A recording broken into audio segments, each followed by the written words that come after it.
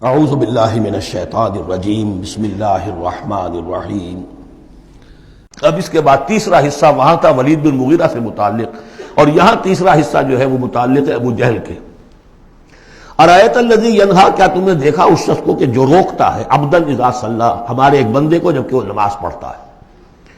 یہ کچھ ظلم اور زیادتی ہوئی ہے دو مختلف مراحل پر۔ دو واقعات تو ہمیں ایسے ملتے ہیں کہ حضور کو نماز سے روکا گیا اور آپ کو ایذا پہنچائی گئی اور کوئی غیر معمولی واقعہ نہیں ہوا۔ ایک مرتبہ حضور صلی اللہ علیہ وسلم سجدے میں تھے تو بیٹھے ہوئے تھے دور پہ کچھ وہ ابو جہل اور اس کے ساتھی، انہوں نے کہا کہ کوئی ہے ذرا جو فلاں جگہ پر اونٹ ذبح ہوا، اس کی اوجڑی پڑی ہوئی ہے، وہ اوجڑی لا کے محمد کی گردن پہ رکھ دو جب یہ سجدے میں جائے۔ تو حضور سجدے میں گئے تو وہ اوجڑی لا کے، اونٹ کی اوجڑی بری ہوئی وہ لا کے رکھ دی، تو آپ سر نہیں اٹھا پا رہے تھے۔ پھر حضرت فاطمہ کو معلوم ہوا، وہ آئی ہیں دوڑتی ہوئی، پھر انہوں نے وہاں سے اس کو ہٹایا ہے، اور تو اس وقت ایک زیادتی یہ کی گئی، اس وقت کوئی غیر معمولی واقعہ نہیں ہوا، یعنی کہیں اللہ تعالیٰ نے پکڑا نہیں اسے۔ ایک موقع پر یہ ہے کہ حضور نماز پڑھ رہے تھے تو وہ آیا، اس نے آپ کی گردن کے اندر چادر ڈال کر اس کا ایک پھندا سا بنا کے کھینچا کہ آپ کی آنکھیں ابل پڑی۔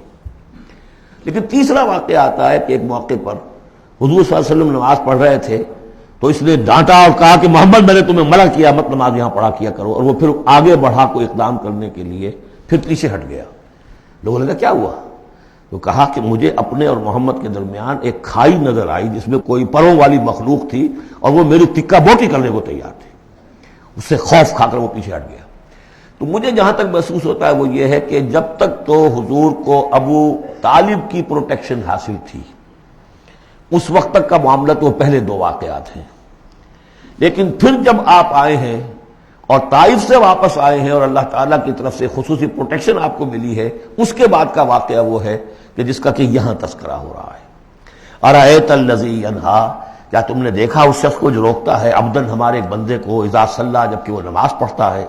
ارایت ان کان علی الہدی، کیا تم نے غور کیا اگر وہ شخص ہوتا ہدایت پر، یہی ابو جہل ہدایت کے راستے پر کاربند ہوتا، او ہمارا بالتقوی، یہ ہمت والا آدمی ہے، جرت والا آدمی ہے، بخیل نہیں تھا، اس نے یہی کہا تھا کہ بنی ہاشم نے اگر لوگوں کو غریبوں کو کھانے کھلائے ہم نے ان سے بڑھ کر کھلائے، ابھی تک تو ہم کندھے سے کندھا ملا کر آ رہے، وہ بخیل نہیں تھا۔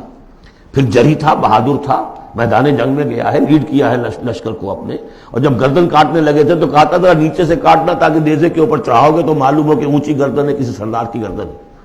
تو یہ چیزیں اس کے اندر تھیں، مرد میدان تھا۔ لیکن یہ ہے کہ وہ جو صدق بالحسنی والے معاملے پہ آ کے مار کھا گئے۔ لیکن یہ کہ اگر یہی شخص ایمان لے آیا ہوتا، ہدایت پر ہوتا، تقویٰ کی تعلیم دیتا، تو آپ سمجھیے پھر کیا ہوتا، گویا کہ ایک اور عمر فاروق مل گیا ہوتا اس امت کو۔ بالکل ان کی شخصیتوں کے اندر بڑا پیرلل انداز ہے۔ حضرت عمر بھی لڑنے بھڑنے والے آدمی، کشتیاں کرنے والے آدمی، ادھر سے جا رہے ہیں اس کو دھکا دے رہے ہیں، اس مزاج کے آدمی تھے۔ لیکن یہ کہ بہرحال ان میں وہ چیز موجود تھی کہ بخل نہیں اور بزدلی نہیں۔ ان دو چیزوں کے بعد جو ہے پھر یہ کہ تصدیق بالحسنی کے لیے اللہ تعالیٰ نے ایک راستہ کھول دیا ان کے لیے، تو ان کے وہ عمر فاروق بن گئے، اس لیے کہ دعا کی تھی محمد رسول اللہ نے۔ ارایت ان کذب وتولی، کیا تم نے سوچا کہ اس نے جو جھٹلایا ہے اور منہ موڑ لیا ہے، الم یعلم بان اللہ یری، کیا یہ جانتا نہیں کہ اللہ دیکھ رہا ہے؟ کلا لئن لم ینتہ، ہرگز نہیں، اگر یہ باز نہ آیا، لنصفا بالناصیہ، ہم گھسیٹیں گے اس کی چوٹی کے بال پکڑ کر، ناصیۃ کاذبۃ خاطئہ، یہ پیشانی کہ جو خطا کار ہے، جھوٹی ہے۔